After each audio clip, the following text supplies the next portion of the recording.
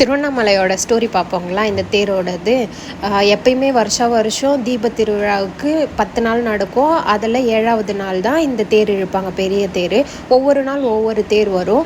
இது வந்து அண்ணாமலையார் அண்ட் உண்ணாமலையார், சண்டிகேஸ்வரர், விநாயகர், முருகர் இந்த தேர் தான் எடுப்பாங்க. விநாயகரோட தான் ஃபஸ்ட்டு எடுப்பாங்க. அதுக்கப்புறம் தான் ஒவ்வொரு தேராக வரும்.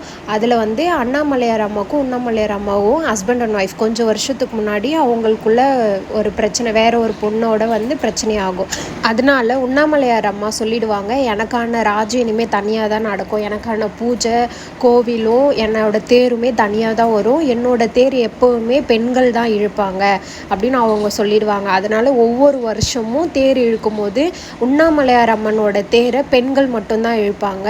மற்ற தேரெல்லாம் அதுக்கேற்ற மாதிரி இழுப்பாங்க. அதே மாதிரி தேர் இழுக்க ஆரம்பித்த உடனே கோபுரத்தண்டை முன்னாடி வரும்போது எந்த தேர் முன்னாடி வருதோ அதை ஒரு 5 நிமிஷம் நிறுத்திடுவாங்க.